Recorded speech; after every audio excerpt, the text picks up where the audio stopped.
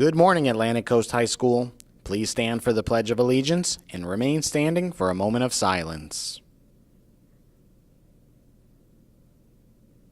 I pledge allegiance to the flag of the United States of America and to the republic for which it stands, one nation, under God, indivisible, with liberty and justice for all.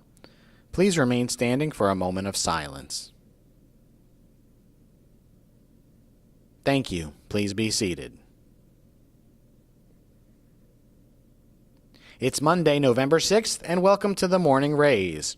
Attention all new HOSA members. There will be a HOSA meeting tomorrow in room 331 after school. We have a lot of things to discuss, and we will also have a guest speaker, so please plan to attend.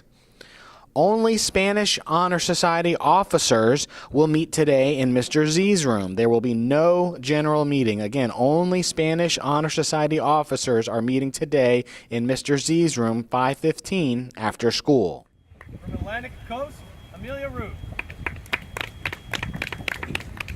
94 student athletes competed in this past weekend's Class 3A State Championship Girls Golf Tournament, and Stingray Nation's own Amelia Root finished in 8th place. Her score in the 36-hole event was 3 over par.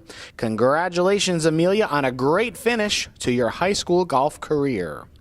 The AC Swim and Dive team will be heading to the state finals this weekend. Here's a list of qualifiers. In the boys 200 medley relay, it's AJ Kowalski, Hannibal Garces, Jackson Skegan, and Riley Forsberg. In the girls 200 free relay, it's Lindsay Monger, Madison Ward, Kimberly Burfiend, and Julia Sowell. Also, divers Sam Newsom and Christian Banker will be representing the Stingray Nation for its 4th straight appearance at the state finals. Here are the elected officers for the 2017-2018 Rays of Hope Club: the historian, Megan Witucky; secretary and treasurer, Marissa Peavy; vice president, Serena Wetmore; and the president, Tia Mercer. And finally, this weekend is Veterans Day. There are several ACHS staff members and teachers who served in the military, including Mr. Butner. Here's Jalen Barnes with more. Mr. Butner, who is an art teacher here at Atlantic Coast, used to be in the United States Army. Well, I got to see other parts of the world. This was in 1971, and I was stationed in Germany. And at that time, the communists were just across the border in Germany, so supposedly our role there was to stop the commies from invading Western Europe. And so, but it was a fun experience to see Germany.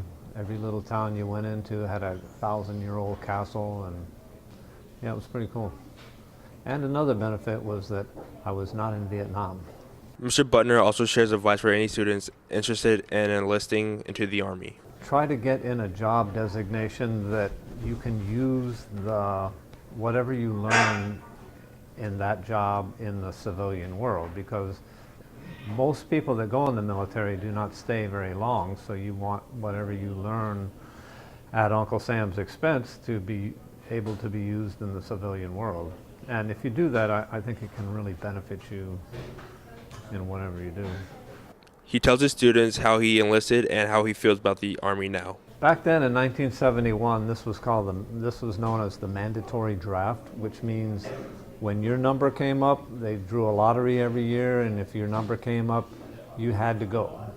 If you didn't go, you'd go to jail. So it was not my first choice of occupations to do, but I did it. I did my service, and there were many benefits to it, and I got 4 years of college education, so I wouldn't be standing here if it had not been for my GI Bill as a result of that. Reporting from the Morning Rays, I'm Jalen Barnes. And finally, recruiters from the United States Navy will be here on campus tomorrow during all lunches. Navy recruiters will be here tomorrow during all lunches. Those are all of the announcements for today. Have a magnificent Monday.